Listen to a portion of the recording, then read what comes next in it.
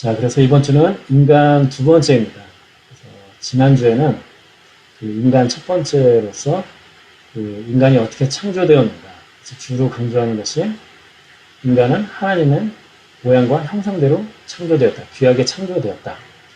또 하나는 그리고 하나님께서는 인간을 다른 피조물들을 다스리도록 특별히 귀하게 창조하셨다. 그리고 인간은 어떤 존재인가라는 측면에서 영과 육이 있다. 그거에 대한 양상에 대해서 좀 알아봤고요. 오늘은 이제 인간 두 번째로서 인간이 어떻게 타락하게 되고, 그다음에 어떻게 인간의 세상 가운데 죄가 들어왔는가. 사실 이 부분이 기독교에서는 굉장히 중요한 문제가 되잖아요.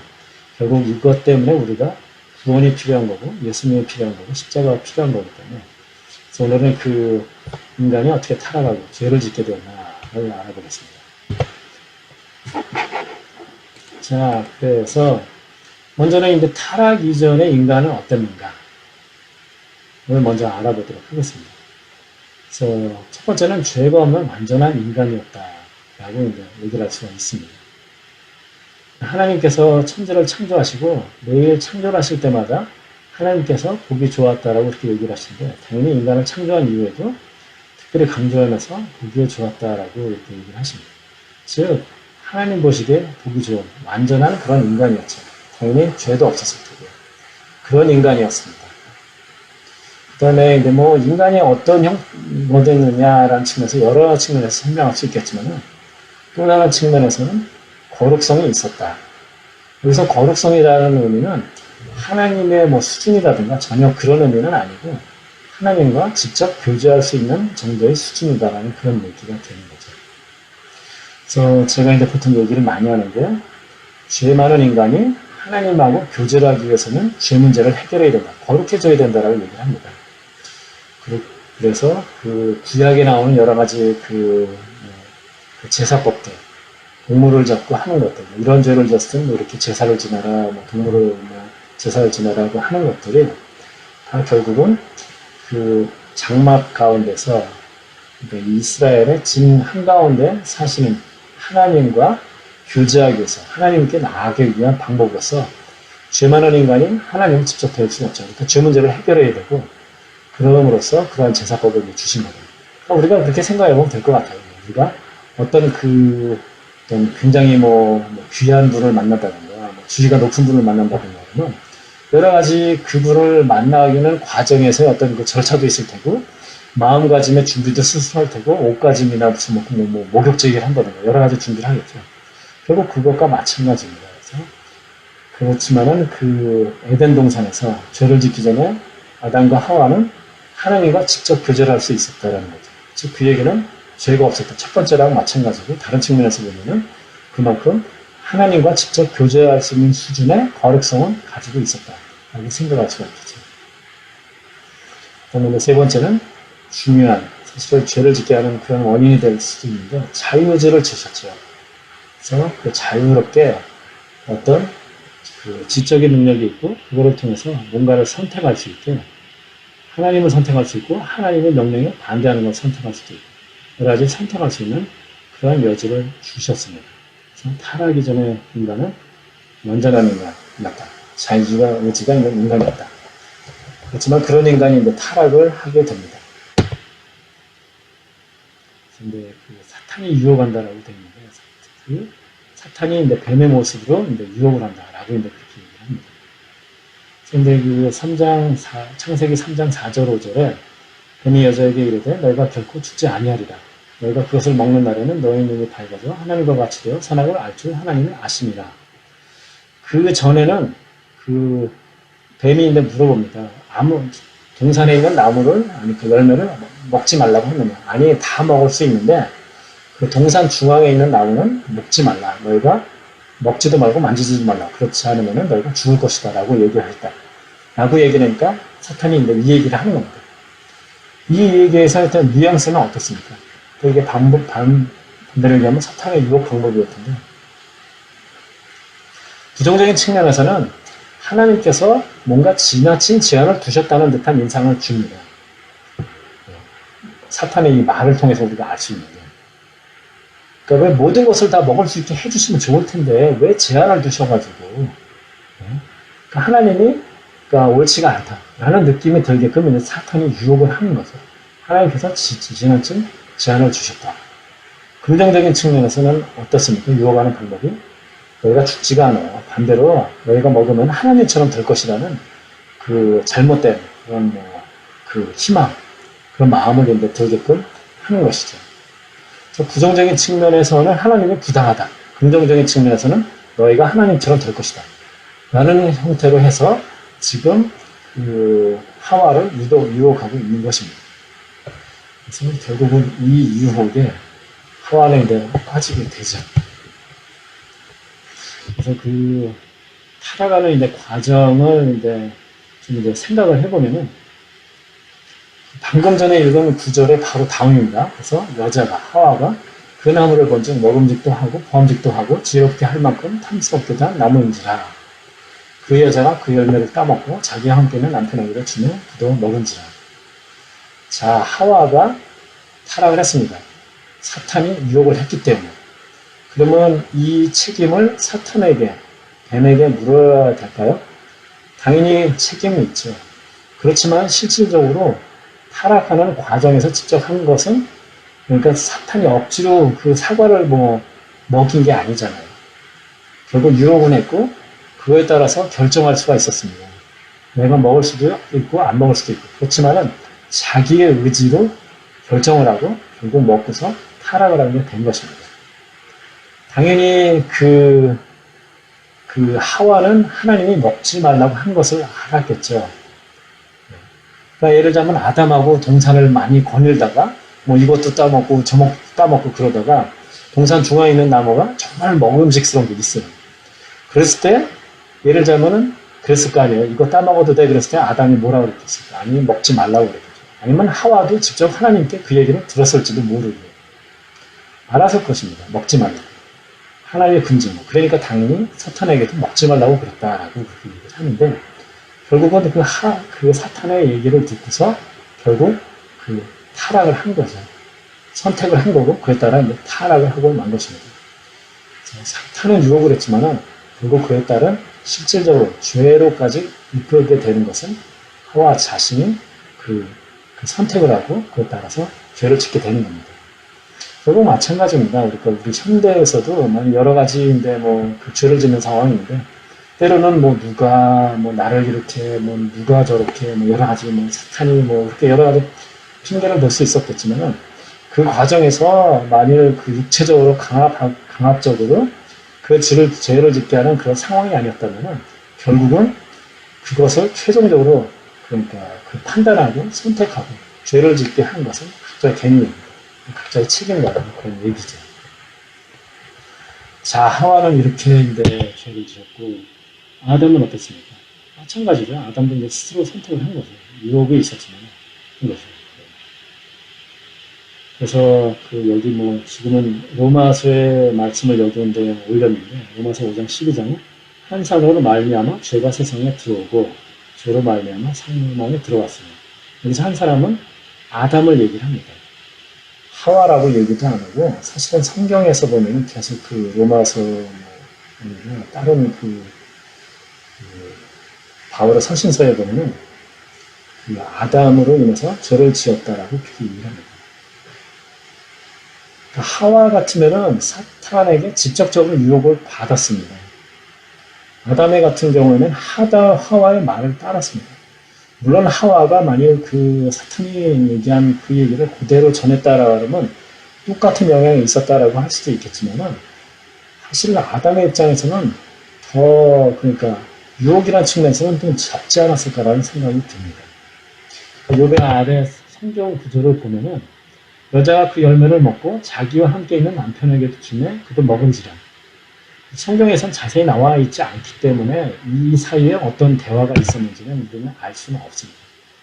그렇지만은 아담 입장에서는 하와를 봤을 때 하와가 이제 뭔가를 보통 남들이 다 사과라고 많이 표현하기 때문에 저도 사과라는 게 나오는데 자, 선악과를 따가지고 아담한테 줍니다.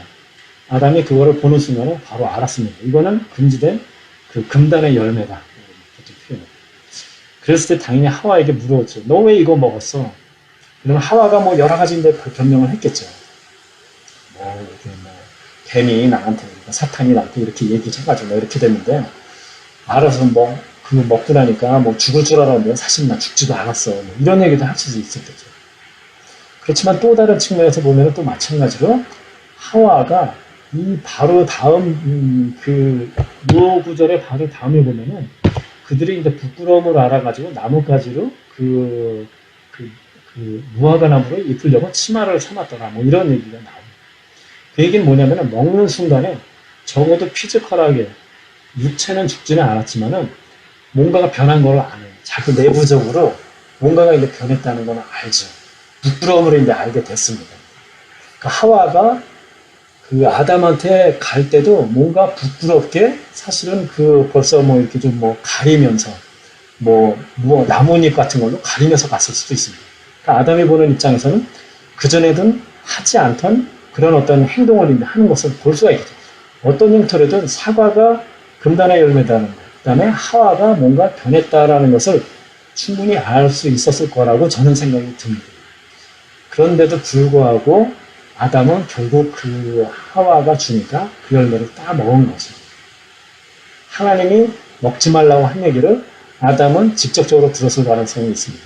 어쩌면 하와는 아담을 통해서 간접적으로 들었을 수도 있고, 그렇게 직접적으로 들었었던 그 아담이 결국은 그렇게 죄를 짓고 만 것입니다. 판단을 한 것이죠. 그러니까 그 사과를 먹는 게 더 좋아 보였고, 일단은 뭐 하와는 죽지도 않았고, 또 그 간접적으로 들은 얘기 들으니까 뭐 하나님처럼 뭐 지혜롭게 될 것 같다는 얘기도 듣고, 그런 게 이제 너무 좋아 보이니까 그냥 내 죄를 짓는 과정으로 넘어가게 되는 거죠. 자, 그래서 하여튼 이러한 과정을 거쳤습니다. 그래서 그 많은 성경에서는 한 사람으로 말미암아, 그 한 사람은 아담을 얘기를 많이 합니다. 죄가 세상에 들어왔다. 그러면 타락의 결과로 이제 어떻게 어떤 이제 변화가 있었나? 먼저 뱀 같은 경우에는 그 사실은 뭐 뱀을 그 사탄이 뱀을 통해서 이렇게 그 유혹을 한 거죠. 하나님께서 내가 모든 가축들과 들의 모든 짐승보다 더욱 저주를 받아 배로 다니고 살아있는 동안 흙을 먹을지니라.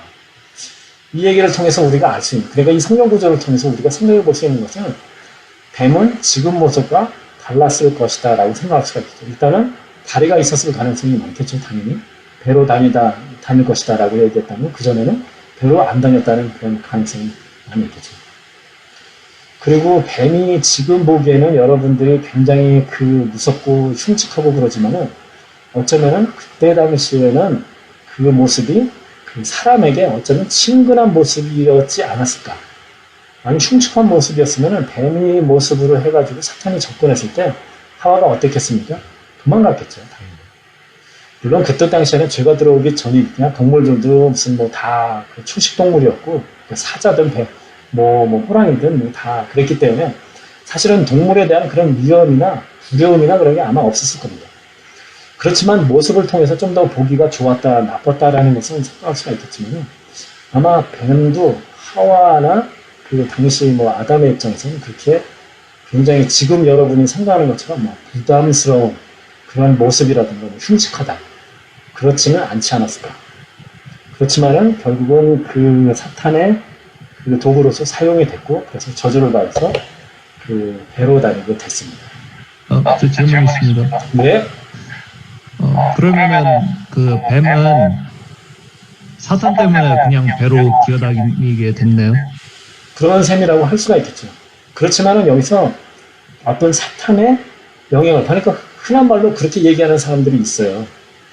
예를 들면 그 가룟 유다가 배신을 했고 그랬기 때문에 예수님이 그 십자가에서 죽을 수 있었다. 즉 가룟 유다도 또 그리고 성경에 보면은 가룟 유다에게 그 악한 영이 들어갔다 라든가 가룟 유다가 그 있었기 때문에 그러한 십자가 사건도 있었고 그러니까 결국 가룟 유다도 하나님의 그 큰 그림 안에서는 사용받은 것이 아니냐 라는 그런 식으로 이제 그 얘기하는 분들이 있는데 예. 그렇지만은 거기서 문제는 뭐냐면은 가론 유다가 아니어도 하나님은 어차피 십자가에서 못 박히게 하는 그렇게 하실 수가 있습니다. 그게 하나님 뜻이었습니다.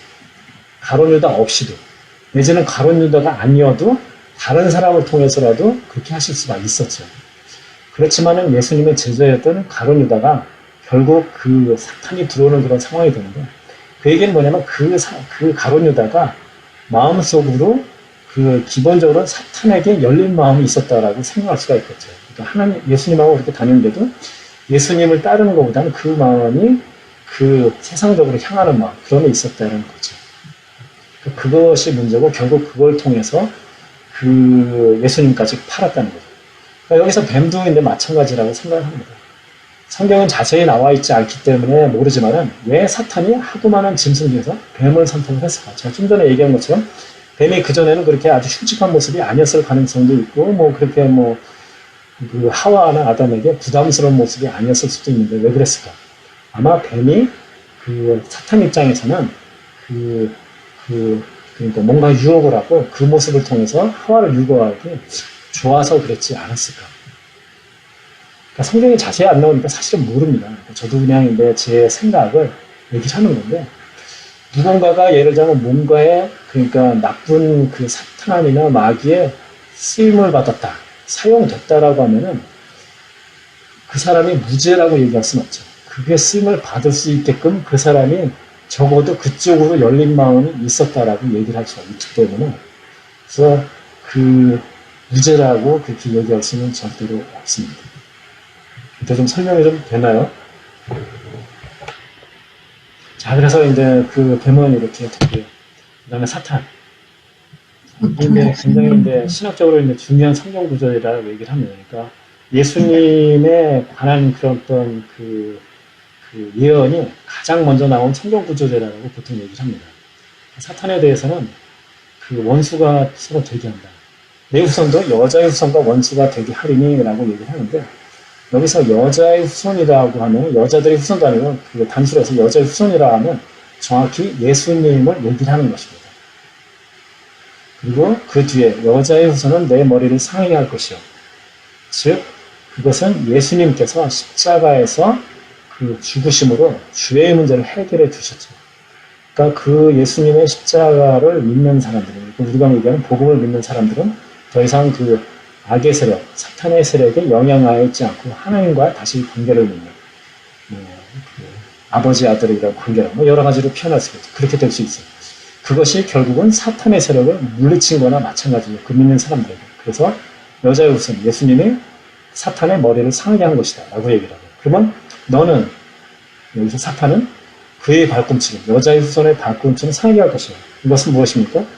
결국 십자가에서 예수님이 돌아가신 그 얘기를 하는 거죠. 아마 사탄이 좀 전에도 얘기했지만 가론 유다를 통해서 그 예수님을 팔고 결국 십자가에 죽게 했을 때 아마 그 악의 세력은 야호를 불렀을지 모르겠습니다. 하나님의 아들을 내가 이제 더 이상 이제 흔한 말로 죽였다, 없앴다 라고 이렇게 생각을 하는 거죠. 그래서 이겼다라고 생각을 했겠죠. 그것이 결국 그의 발꿈치를 상하게 했다라는 것이죠. 그렇지만은 진정한 승리는 무엇입니까? 바로 그거에 있는 것 같아요. 여자의 후손은 내 머리를 상하게 할 것이다. 예수님께서 부활하시고 결국 그 믿는 사람들에게 구원을 주고 하나님과의 관계를 회복할 수 있게 하죠. 그것이 이제 승리가 되는 거죠. 하여튼 여기서 사탄은 그 원수가 되게 하고 그 다음에 그 후에 있을 일들을 이렇게 예언을 한 것이라고 할 수가 있습니다. 타락의 결과.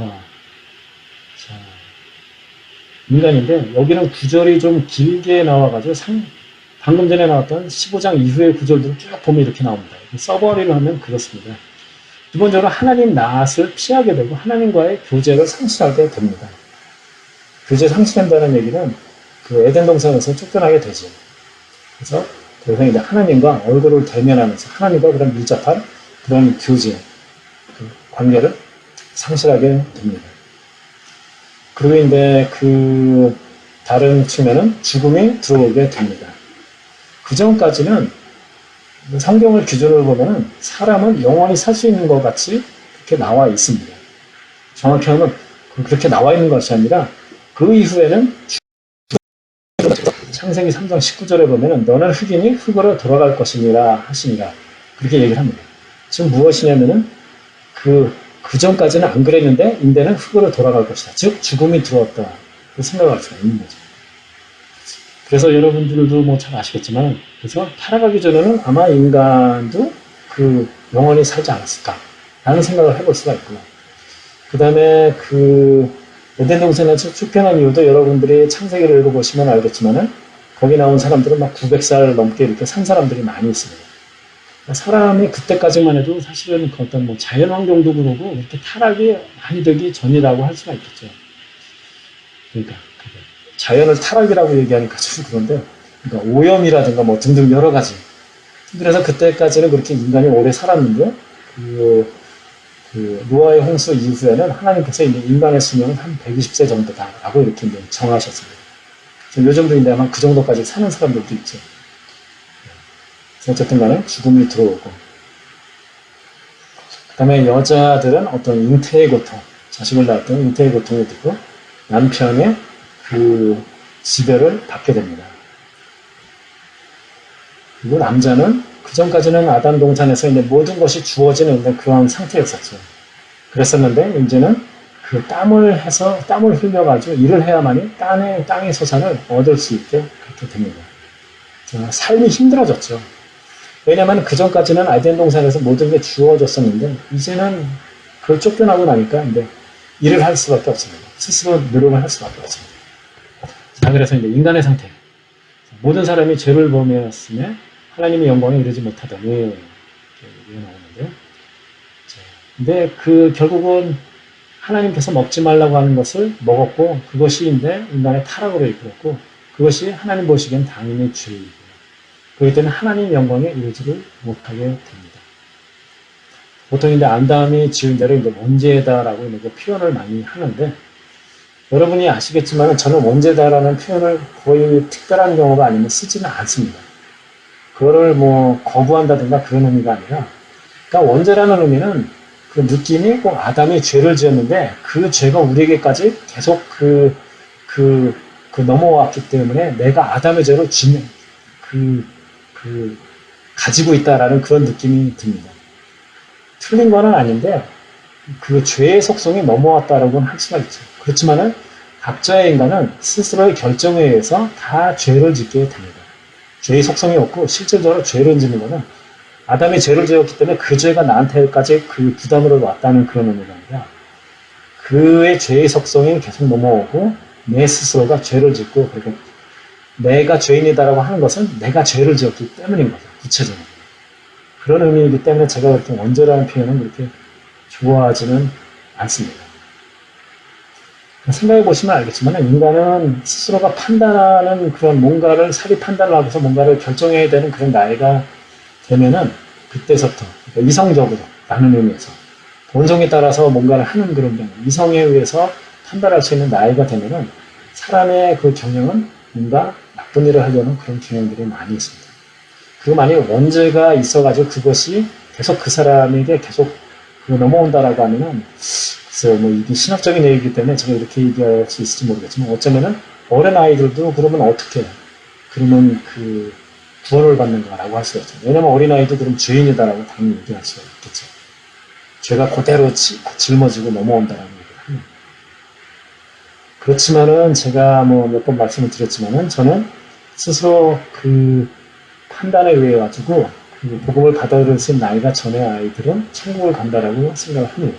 몇 가지 이유는 설명드렸기 때문에 여기서 이제 말씀을 안 드릴 텐데 그런 의미에서 일단 여기서 뭐 저희가 얘기하려고 하는 것은 모든 사람이 죄를 범하였다는 거죠.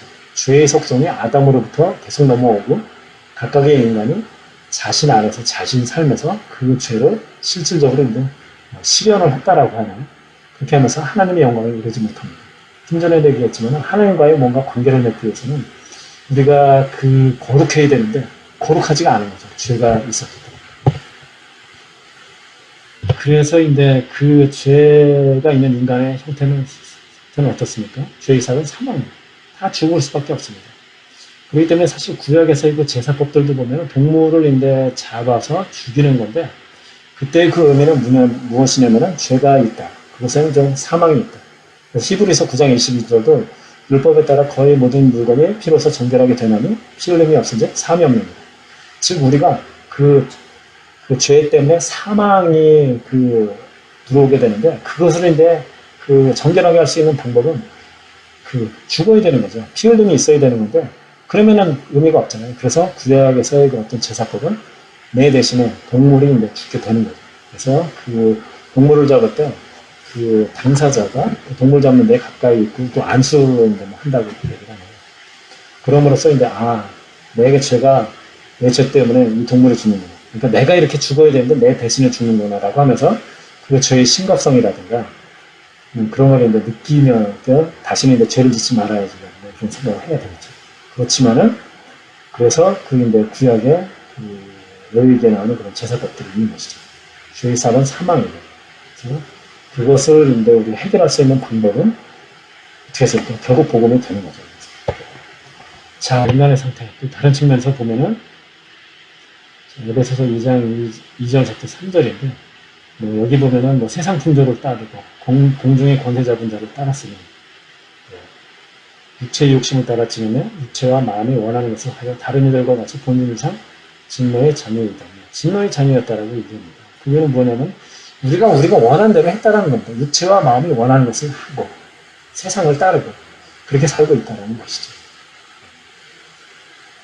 인간의 상태입니다. 진노하고. 좀 전에도 이제 에덴 동산에서 또 쫓겨났다라고 그렇게 얘기를 하면서 수고, 땀을 흘려야만 먹을 수 있다라고 그러는데 현대를 사는 인간들도 결국 이것 때문에 힘들고 어렵고 인생 가운데 고난이 많이 옵니다.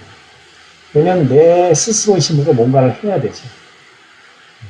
하나님 없이. 그러기 위해서는 어떻게 합니까? 내 평화를 유지하기 위해서 나는 뭔가를 더 쌓아놔야 돼요. 물을 쌓으려고 노력을 하죠. 그걸 쌓는 와중에서 당연히 다른 사람을 착취한다거나 다른 사람을 이용한다든가 그러니까 어떤 사람이 불을 쌓으려고 할 때는 다른 사람이 희생하는 경우들이 많이 있습니다.